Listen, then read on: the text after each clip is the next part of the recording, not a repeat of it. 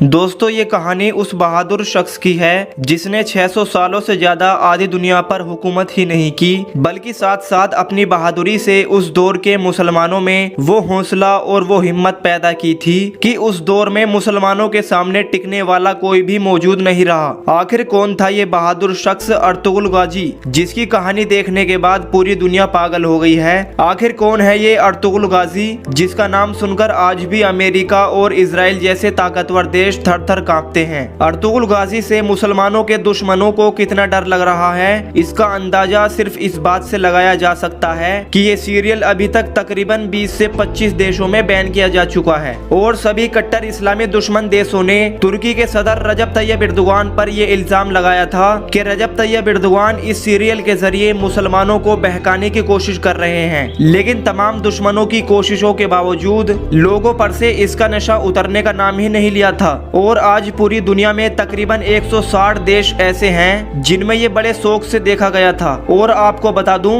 कि इसने देखने के मामले में वर्ल्ड रिकॉर्ड कायम कर दिया था। आखिर जानते हैं कि कौन है ये शख्स जिसकी कहानी देखने के बाद आज पूरी दुनिया बेताब है। ये था कौन अर्तुगरुल गाजी। दरअसल दोस्तों ये कहानी शुरू होती है 13वीं सदी से, जब चंगेज खान की मंगोली सेना पूरी दुनिया में लूट मार करती हुई मुसलमानों और यूरोप के भी कई मुल्कों पर फतह हासिल कर रही थी। उस वक्त की ये कहानी थी।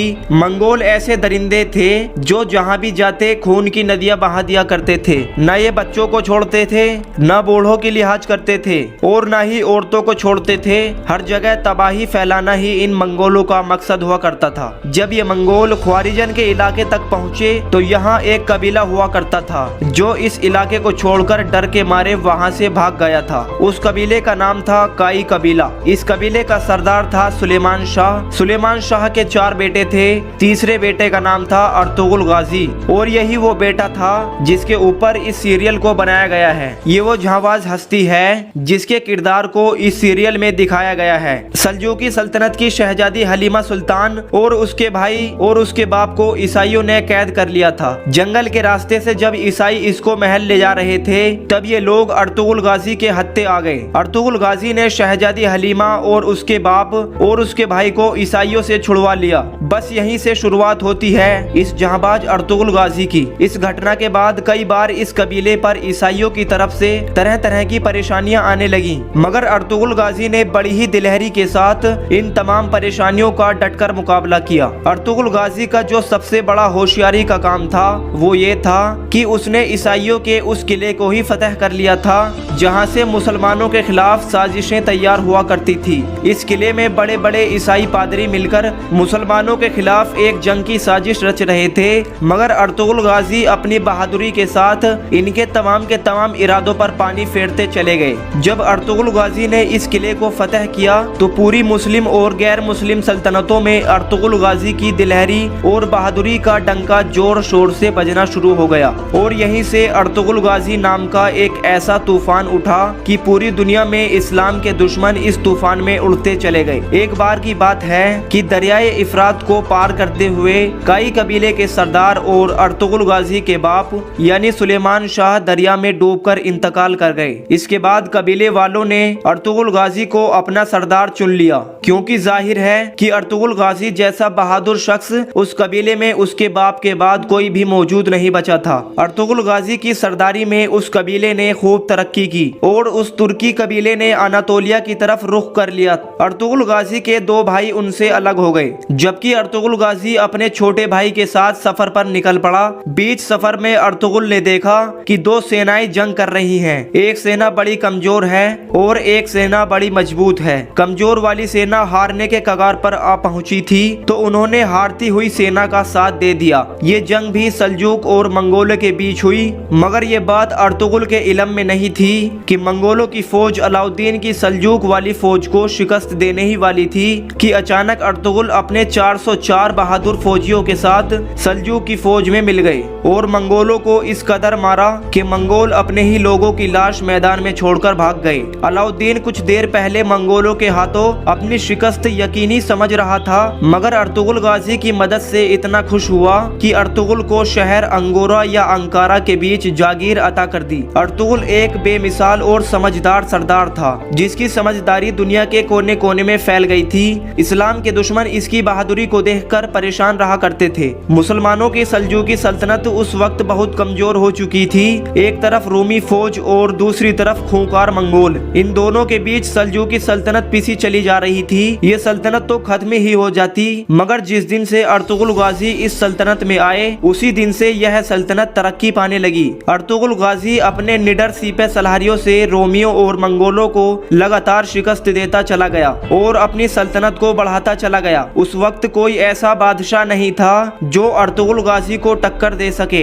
और फिर एक ऐसा वक्त भी आया जब अर्तुगरुल गाजी अपनी वफात से पहले बहुत ताकतवर हो चुका था। सन 1258 ईस्वी में अर्तुगरुल गाजी के यहाँ एक लड़का पैदा हुआ जिसका नाम रखा गया उस्मान गाजी। ये वही उस्मान गाजी था जिसके नाम पर तुर्की की सल्तनत को सल्तनते उस्मानिया कहा गया। उस्मान गाजी भी अपने बाप अर्तुगरुल गाजी की तरह बहादुर और निडर था। सन 1288 में अर्तुगरुल गाजी ने वफात पाई। इसके बाद सन 1299 में अर्तुगरुल का बेटा उस्मान गाजी अपने बाप की गद्दी पर बैठा। उस्मान गाजी में एक तरफ ईमानदारी और दूसरी तरफ बहादुरी बहुत ज्यादा हुआ करती थी। उस्मान गाजी इस कदर अपनी ताकत को बढ़ाता चला गया कि कुछ ही सालों में 3 बर्रे आजमों पर यह सल्तनत फैल गई और इस सल्तनत का नाम पड़ा सल्तनते उस्मानिया। और आपको जानकर हैरानी होगी कि उस वक्त सल्तनते उस्मानिया में तकरीबन आज के 40 देश मौजूद थे, यानी 40 देशों पर अकेले हुकूमत की थी। और ये सल्तनत 1923 तक लगातार बनी रही।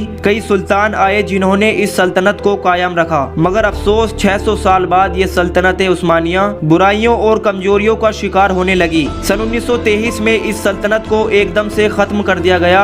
जब पहला वर्ल्ड वॉर हुआ तो दुनिया 2 हिस्सों में तकसीम हो गई। एक तरफ कुछ देश बर्तानिया के साथ आ गए जिनमें अमेरिका, रूस, फ्रांस वगैरह थे, तो दूसरी तरफ तुर्की के साथ जर्मनी और कुछ देश और भी थे। मगर फिर उस वक्त का जो तुर्की का आखिरी सुल्तान था उसको साजिश के तहत देश से निकाल दिया गया। अमेरिका, रूस, बर्तानिया ने जबरदस्ती उसके सुल्तान को फंसाकर और उसको मजबूर किया कि तुम किसी तरह से भी अपनी सल्तनत को बचाने के लिए हमसे एक समझौता करो, वरना तुम्हारी सल्तनत को खत्म कर दिया जाएगा। लिहाजा उन तमाम साजिशों के तहत एक समझौता किया गया, जिस समझौते को लोजान समझौते के नाम से जाना जाता है। समझौते की शर्त ये थी कि तुर्की का सुल्तान इस्तीफा देगा, इसकी सारी प्रॉपर्टी जब्त कर ली जाएगी, खिलाफत वापस कायम करने की इजाजत नहीं होगी, बल्कि खिलाफत उस्मानिया पर हमेशा के लिए पाबंदी लगा दी जाएगी। सबसे बड़ी और घातक जो शर्त थी वो ये थी कि अब 100 साल तक तुर्की अपनी ही जमीन पर खुद से तेल या पेट्रोल जैसी कोई भी चीज नहीं निकाल सकेगा। तुर्की को तेल या पेट्रोल दूसरे देशों से ही खरीदना होगा। और साथ ही साथ तुर्की की बंदरगाह पर भी पाबंदी लगा दी गई, जो कि एशिया और यूरोप को आपस में मिलाती है। इसे आलमी मिल्कियत करार दे दिया गया,